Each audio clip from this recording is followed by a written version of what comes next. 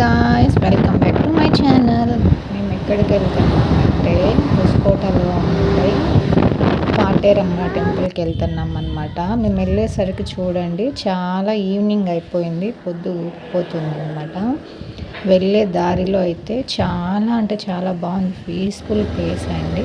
Finally అయితే చూడండి మేము అదే అమ్మ దగ్గర దేవత దగ్గరికి అయితే వచ్చేసాము. స్టార్టింగ్లో వినాయకుడు ఉన్నాడనమాట, ఆయన దర్శనం చేసుకొని ఇక్కడికి అవైలబుల్గా బస్సు కూడా ఉందని మాకు తెలియదండి. ఇంకా లోపలికైతే వెళ్ళిపోయాము, దేవత దర్శనం అయితే చేసేసుకున్నాము. ఫైనల్లీ ఇదే అండి కాటేరమ్మ టెంపుల్. అండ్ ఇక్కడ చూడండి నేనేమో పూజ చేసుకుంటూ ఉన్నాను అనమాట.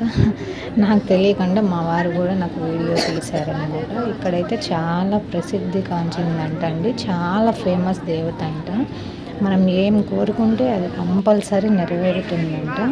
ఫస్ట్ టైం అన్ఎక్స్పెక్టెడ్గా మేము కూడా వెళ్ళాము, అంటే మాకు పెద్దగా ఏం తెలియలేదండి. నెక్స్ట్ టైం వెళ్ళినప్పుడు అన్ని క్లారిటీగా తెలుసుకొని వెళ్ళాలనుకున్నాము.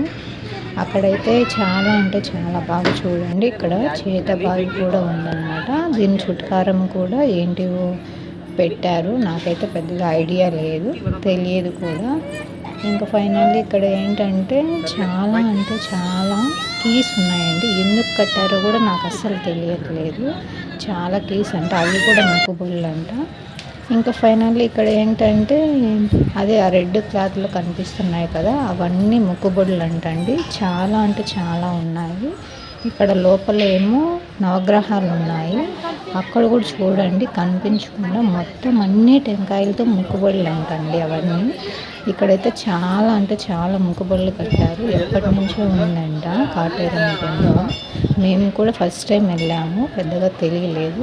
మేమైతే ఏం కట్టలేదండి, నెక్స్ట్ టైం వెళ్తే కంపల్సరీ కట్టాలని కోరుకొని వచ్చాము అనమాట.